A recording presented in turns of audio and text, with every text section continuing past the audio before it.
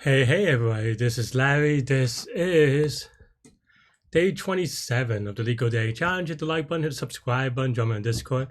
Let me know what you think about this poem. Yeah. Uh, yeah. Without further ado, let's just do today's poem. I was going to talk about climbing a little bit because I was watching Skyscraper Live or whatever with Alex Hornhold, obviously. If you haven't watched it, it's kind of intense. It's just like watching Free Solo again, even though I didn't watch it live. So I knew, I knew he, well, I don't know. I don't want to spoil anything. So maybe I shouldn't just talk about it. But anyway, it was very exciting, is what I was going to say. So I've been kind of doing more pull ups and everything. So now my arms are kind of tired. But those shouldn't be. I gotta fix my posture when I do pull-ups. But in any case, let's take a look at today's problem. We have 3650. Minimum cost path with edge reversals. Okay, so given a directed graph, weighted graph, you have edges with weights, okay. You have a u sub I. Every node has a switch that we remove once. When you arrive at u sub I and have not used a switch, you may activate on one of its incoming and reverse that edge. Okay. I mean, I kind of remember this one because because during the contest, and this wasn't that long ago. This was maybe a couple of months ago, so I'm going to cheat and just kind of check out how long ago it is. I mean, like 5 months ago, right? And the reason, I actually don't really think that much of this one, but I did get a lot of question about it. Like when I was doing it live during the contest, because it was only 5 months ago, I didn't get that many. I didn't really think that much of it, but I did get a lot of question about it. So I was able. So this is why I remember this problem. But yeah, I mean, the key thing to know about this one is, and I am gonna. I don't know how much in detail people need, but let's assume that this is the shortest path problem, right? It has edges and stuff like this, right? So then, what was the thing? We can use a switch. You could use it on one of its edges. Okay. But there are a couple of principles with shortest path problems that we have talked about, right? And let's just, with all laws of generality, let's just say that we're going to use Dijkstra, right? I'm not going to go. I mean, there are a lot of details, but Dijkstra just generally works on any graph, right? That doesn't have any negative edges. Is that true? I mean, that is at least true. I always forget whether it works on negative cycles. No, I mean, I think it just doesn't have negative edges in general, right? But in any case, this one doesn't have any negative edges, so then, this works, right?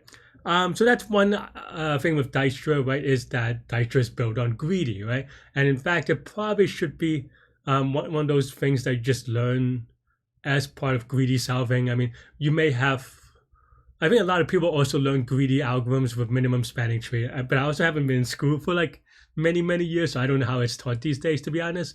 But minimum spanning tree is one of the fundamental greedy problems that, at least when I was younger, like they used minimum spanning tree to the minimum spanning tree to explain and teach greedy problems, right? And the idea behind a minimum spanning tree is just that you have some nodes, right? Actually, maybe I'll explain it the other way. You start off with, I mean, there are obviously many minimum spanning tree algorithms because it's just greedy. There's Cusco's, there's Prims, and stuff like that. So, I'll just go over Prims, right, for calculating minimum spanning tree, but the ideas should be mostly the same. With Prims, I think that's the one where you start with a node, you add a new node that is the shortest distance away. I mean, whatever, x, right? You add this one, and then now you have one super node, if you will, and then you add the shortest distance inside that super node, right? And then so forth, and you kind of expand that way, and you have a minimum spanning tree. And it's greedy because you always take the shortest path that is not part of this component, right? That's how I remember Prims. And just to be clear, I mean, I think, and some people sometimes wonder why my explanations are a little bit lacking, and honestly, it's just because everything I do is live, right? It's not prepared. I didn't come into today's problem expecting to explain Prims or minimum spanning tree even, right? So my apologies, but it should be enough for you to at least, if you have questions, well, just ask. But also, these are things that I'm kind of like setting breadcrumbs for you so that you could do more research into them, right? Like these are not supposed to be like a you watch this video and you learn everything kind of thing, right? Like, there are a lot of fundamentals, you just have to work out yourself. But anyway, the reason why I bring up minimum spanning tree and its greedy idea is that I think one thing that, at least back in my day, that people do not explain as much is a very similar idea with shortest paths, and it's called shortest path spanning tree. I don't actually remember where or when I learned it. I mean, I didn't learn it in class, that's for sure. But once you realize there's this thing called minimum, did I say shortest path spanning tree? Sorry, shortest path spanning tree. Then you realize that it is just the same thing, except the function for getting the cost, it's a little bit different, right? Because now, instead of, maybe you have minimum spanning tree, and now let's say these are in the component, if you will, then now the cost of this edge is just the min of the cost between here and here, right? The shortest path to this edge. Where a shortest path spanning tree, it is just going to be, if you have a node here, then it's the cost between this one. I thought I changed colors. The cost between this one, right? Okay, the cost between this one and this component is just is either a direct edge here, or this to this, and then the sum that up, or here to here, right? But as you can see, it is still the same idea, right? With Dijkstra and the shortest path spanning tree in general, which is that you're trying to get this cost, which is these things, and then take the minimum of, if you have multiple nodes, take the minimum of them, and this is how you create a shortest path spanning tree, right? Anyway, so why do I went on this much about spanning tree, right? Well, one is that I think it's just cool to learn, and as you learn more and more, you'll see how all these things kind of connect together, right? But then the other thing is with minimum, now that you see it in this way, you see that in the same way that with prims and minimum spanning trees in general,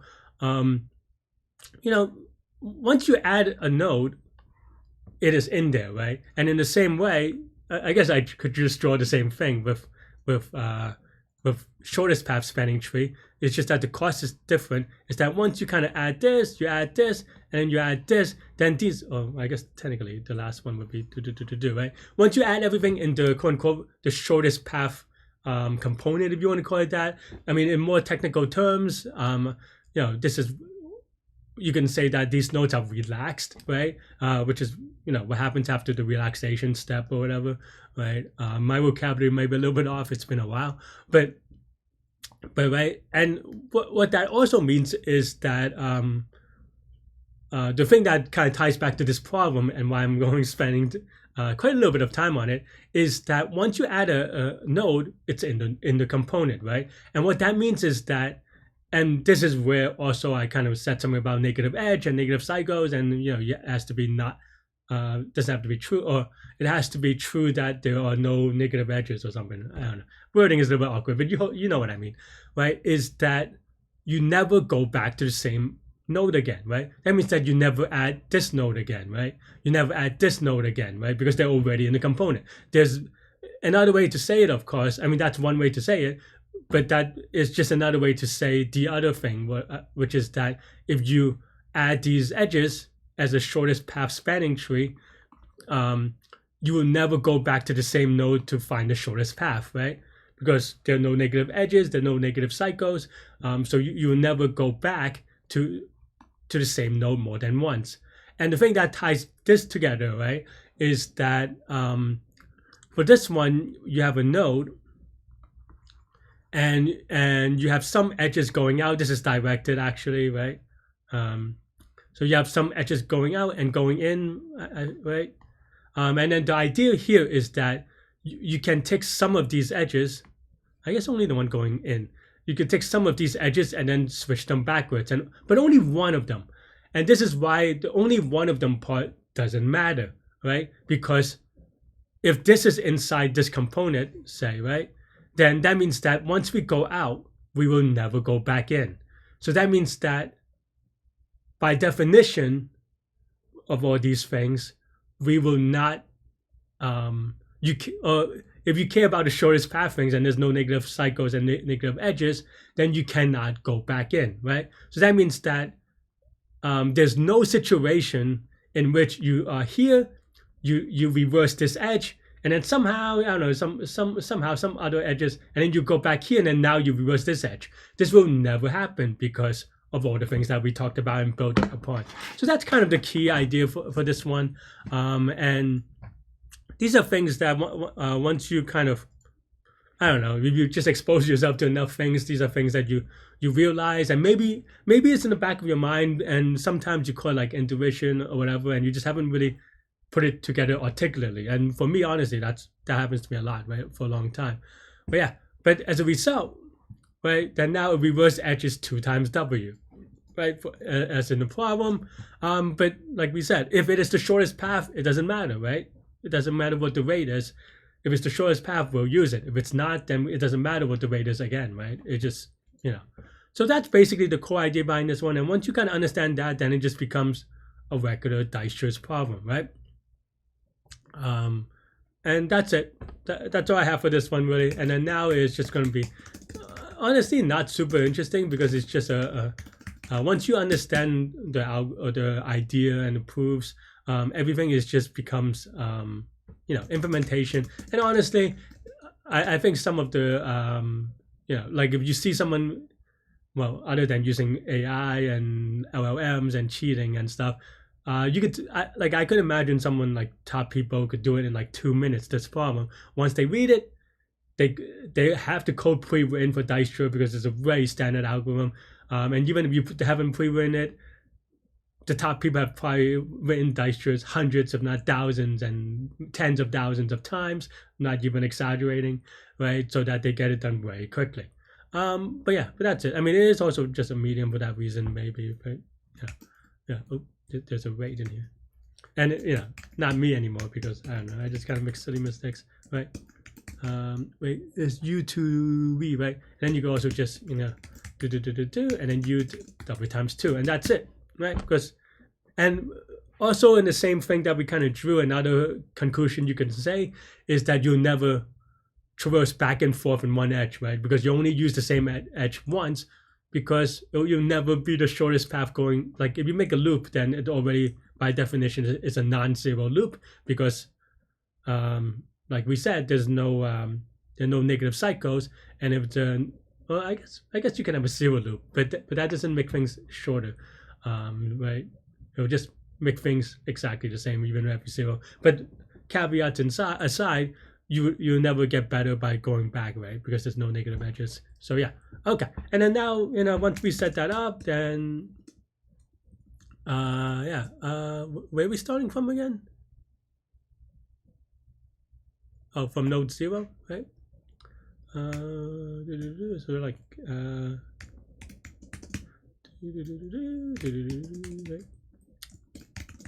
really have much to say. I mean, this is, like I said, very standard implementation. Though I am liable of getting it incorrect because I am a silly man, but like it's not. I don't think it's super interesting per se. 0, 0, is that it? Yeah, that's it.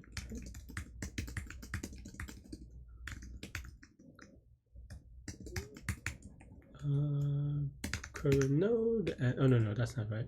I mean, that's the current node. That's the distance, right? Oops. Man, I don't even know Python anymore apparently. And then and then just for VW in. I mean, you also have to do this thing, by the way. Sometimes I forget it, but I always remember eventually because it comes up. But I still mess it up apparently. I had to write like 4 times.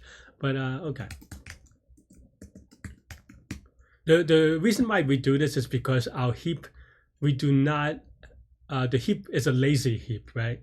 I mean, I guess since I'm talking about implementation, because the heap that we're doing is a lazy heap, so it means that we are liable of improving on the node, but we only want this to be the first time we access it.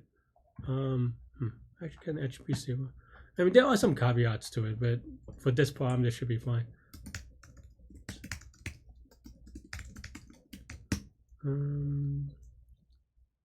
If distances of v is greater than distances of, it's just d plus w.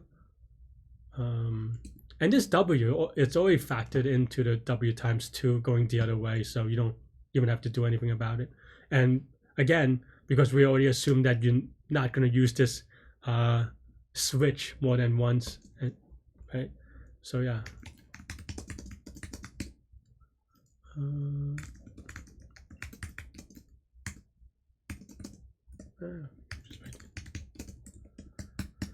And that's it. I mean, of course you have to write something like,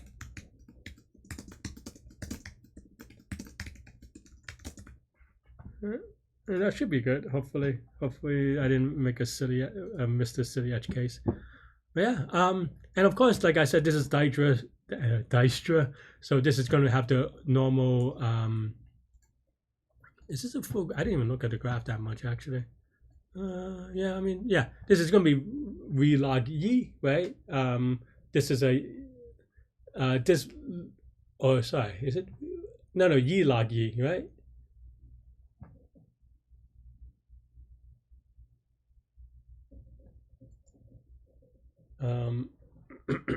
No, V log E, right? Because for each heap, or even though this loop is actually technically O of Y, it actually doesn't do. We just kind of pop it off, right?